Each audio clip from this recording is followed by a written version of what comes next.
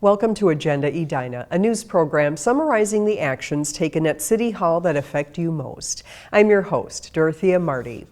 One of Edina City Council's last pieces of business for 2014 was adoption of a 5-year capital improvement program and 2015 city budget. The city operates under a 2-year budget process. Last year, Edina set the overall budget for operating services for 2014 and 2015. The only significant change to that budget was for the construction of Braemar Field, the backyard rink at Braemar Arena, and the Pamela Park project. The total levy will increase about $2.2 million, or a little more than 8%. This year, the city reviewed its Capital Improvement Program, or CIP, which is also done every 2 years, but looks ahead 4 years at a time. The newly approved CIP for 2015 to 2019 begins to restore funding for equipment replacement that was deferred during the recession. When the city's budget got tight a few years ago, around 2010, we had to defer some purchases of new equipment or replacement equipment, things like snow plows, police squad cars, and ambulances. And now that the city budget is in a little bit healthier shape, we're able to go back to our normal schedule for replacement for some of those things. In recent years, the city has addressed many pressing capital improvement projects, such as the construction of City Hall and the Public Works and Park Maintenance Facility, Fire Station Number 1, and the 2 new gymnasiums on Edina Public Schools property. Despite these projects, Edina continues to provide one of the lowest city tax rates in the metro. I think one of the benefits we have here is that people want to live and work in Edina.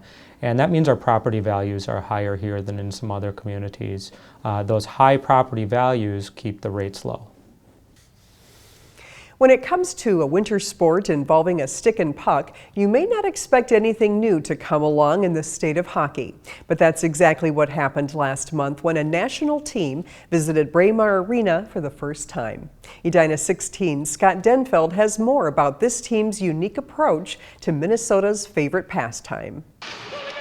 Hockey is a way of life in Minnesota, but sled hockey, which gives those with disabilities a chance to play hockey, has been largely absent from Minnesota facilities like Braemar Arena. Actually, it's the first time we've come to Minnesota for a camp in the 4 years that I've been involved. We normally skate out of Charlotte, North Carolina, and then also in Buffalo, New York. And while the presence of a national team is always cause for excitement, this visit was especially significant because of the uniqueness of Braemar's backyard rink. We knew that Braemar was building the outdoor rink and that they were making it sled accessible. So of course we thought it was a great opportunity to maybe give them a Minnesota flavor, a hockey flavor, seeing we're one of the hockey states in the U.S. All of Edina has always been so supportive and on the forefront of individuals with disabilities and programming. And so of course they're going to say yes. They would support altering the players' boxes so that it can accommodate sled hockey players. Yeah, I think there's only like 15 accessible rinks in the country, and 9 of which are in Buffalo, New York. And to players like team captain Craig Brady, sled hockey is an opportunity to play the sport they love at the highest level. Sled hockey I've been playing now 4 years. After my injury, I lost my leg in Afghanistan. I grew up playing hockey in the Boston area, so just like around here, it's a pretty big sport. It's more of a religion than anything else. This is the development team. So we train these 34, 35 athletes, and these are the athletes that are targeted for the 18 and 22 Paralympics. So these guys are training for spots on that team.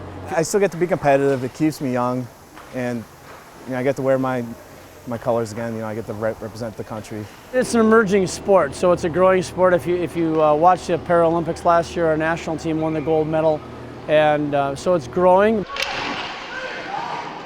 And with the help of the backyard rink, the Edina hockey community is hopeful that the growth will continue for sled hockey and for all hockey players with disabilities. Sled hockey is just hockey. We're hockey players just like any other player. That's what I would say. We just so happen to have a disability. That's the only difference. But it's played the same way. It's hard contact. I'm really proud to work for a community that is so supportive of individuals with disabilities. It's been a great experience. It's a great location. Edina should be proud to have a facility like this, and it really is a charm. At Braemar Arena's backyard, I'm Scott Denfeld, Edina 16.